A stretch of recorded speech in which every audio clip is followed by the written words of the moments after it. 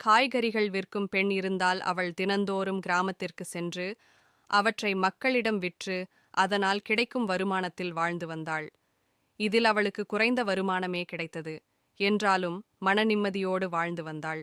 ஒருநாள் அவள் வழக்கம்போல் காய்கறிகளை விட்டுவிட்டு வீட்டிற்கு செல்லும் வழியில் ஓர் அரச மரத்தின் பக்கமிருந்து, "உனக்கு 7 ஜாடி தங்கம் வேண்டுமா?"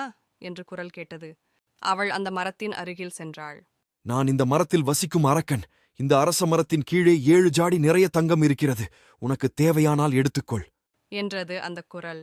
அவள் 7 ஜாடி தங்கம் என்றதும் மிகவும் மகிழ்ந்தாள். உடனே சென்று அந்த மரத்தின் கீழே பார்த்தால் 7 ஜாடிகள் இருந்தன. அவள் எல்லா ஜாடிகளையும் திறந்து பார்த்தாள். அவற்றின் உள்ளே தங்கம் இருந்தது. ஆனால் ஒரே ஒரு ஜாடியில் மட்டும் பாதியளவுதான் தங்கம் இருந்தது.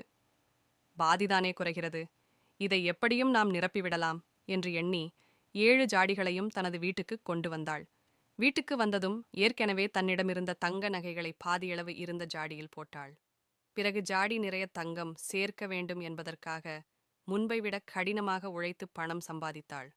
அதனை தங்கமாக்கி அந்த ஜாடிக்குள் போட்டாள். அவள் எவ்வளவு தங்கத்தை ஜாடியில் போட்டாலும் ஜாடி நிரம்பவே இல்லை. ஆனால் அவள் விடவில்லை. எப்படியாவது அந்த ஜாடி நிரம்ப தங்கத்தை சேர்த்துவிட வேண்டும் என்று இரவு பகலாக உழைத்தாள். இதனால் அவள் நிம்மதி போயிற்று, தூக்கம் போயிற்று, உணவு உண்ணவும் மறந்தாள். இறுதியில் அவள் துரும்பாக இளைத்து விட்டாள். இவ்வாறே தொடர்ந்து செய்து வந்தாள். ஒரு நாள் அவள் தோழி ஒருத்தி பார்த்தாள். அவள் நிலைமையை பார்த்து பரிதாபப்பட்டாள். அவளுடைய நிலைமைக்கு காரணம் என்னவென்று கேட்டாள். அவள் நடந்த கதை அனைத்தையும் கூறினாள். அவள் சொன்னதை கேட்ட தோழி, "காட்டிலுள்ள அரச மரத்தினடியில் இருந்துதானே அந்த ஜாடியை நீ எடுத்து வந்தாய்?" என்று கேட்டாள்.